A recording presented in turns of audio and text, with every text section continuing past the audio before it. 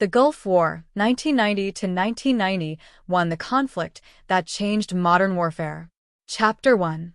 The Road to War. In the summer of 1990, the world watched in shock as tensions escalated in the Middle East. Iraq, led by Saddam Hussein, was in economic turmoil after the devastating Iran-Iraq War, 1980 to 1988. Deeply in debt, especially to Kuwait and Saudi Arabia, Saddam sought a way to recover financially and increase Iraq's regional dominance. Kuwait became his target. Saddam accused Kuwait of overproducing oil and driving down global prices, which hurt Iraq's revenue. He also claimed historical rights over Kuwaiti territory, arguing that Kuwait was part of Iraq during the Ottoman Empire. Despite diplomatic efforts, tensions rose. On August 2, 1990, Iraqi forces launched a massive invasion of Kuwait, quickly overrunning the small nation in just hours. The world reacted with outrage. The United Nations, led by the United States and its Western allies, demanded Iraq withdraw. President George H.W. Bush declared that Iraq's aggression would not stand, setting the stage for an international response. Chapter 2. The Coalition Response and Operation Desert Shield. Within days of the invasion, the United Nations Security Council, UNSC, passed Resolution 660, condemning Iraq's actions and calling for an immediate withdrawal. When Saddam refused, the UNSC escalated pressure with Resolution 678, giving Iraq a deadline: leave Kuwait by January 15, 1991, or face military action. Meanwhile, the United States and its allies formed a massive international coalition.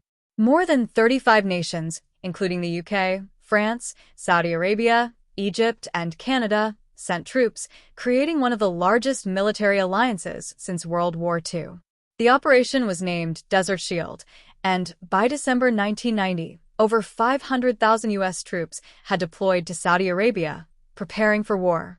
Chapter 3. Operation Desert Storm. The Air War begins. As the January 15th deadline passed with no Iraqi withdrawal, the coalition launched Operation Desert Storm on January 17, 1991. The world watched as the skies over Baghdad were lit up with explosions and missile strikes. The coalition's air campaign was unprecedented. White heavy checkmark stealth bombers like the F-117 Nighthawk targeted key military installations. White heavy checkmark cruise missiles from naval ships destroyed command centers. White heavy checkmark precision-guided bombs crippled air defenses, communication lines, and fuel depots. White heavy checkmark electronic warfare and cyber attacks disrupted Iraqi command and control systems. White heavy checkmark psychological warfare campaigns, including radio broadcasts, urged Iraqi troops to surrender. Iraq's response was brutal but ineffective. Saddam ordered the launch of Scud missiles at Israel and Saudi Arabia, hoping to provoke Israel into the conflict and divide the coalition. However, the U.S. deployed Patriot missile defense systems, neutralizing most threats. Israel, under U.S. pressure, remained out of the war. Chapter 4. The Ground Invasion, the 100-Hour War. On February 24, 1991, after 5 weeks of continuous airstrikes, the coalition launched a full-scale ground offensive to liberate Kuwait.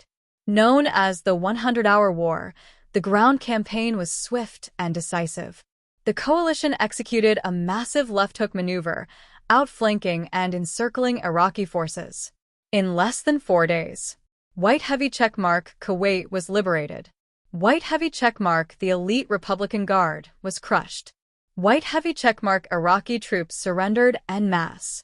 Meanwhile, as they retreated, Saddam's forces committed environmental warfare, setting over 700 Kuwaiti oil wells on fire. The fires burned for months, creating an environmental catastrophe. During the invasion, coalition forces captured thousands of Iraqi soldiers, many of whom surrendered without resistance. Some Iraqi soldiers surrendered to unarmed journalists, demonstrating the low morale and poor conditions in Saddam's army. The overwhelming firepower of the coalition made victory inevitable. Chapter 5. The Ceasefire and Aftermath. By February 28, 1991, just 6 weeks after the war began, President Bush declared a ceasefire. The Gulf War had ended with a decisive coalition victory. However, Saddam remained in power, brutally suppressing Shia and Kurdish uprisings. Key results of the Gulf War. White heavy checkmark Iraq suffered over 100,000 casualties. White heavy checkmark coalition forces lost fewer than 300 troops. White heavy checkmark economic sanctions were placed on Iraq. White heavy checkmark UN weapons inspections were enforced to prevent Saddam from developing WMDs. White heavy checkmark no-fly zones were established to protect vulnerable Iraqi populations. The war exposed Saddam's brutal leadership.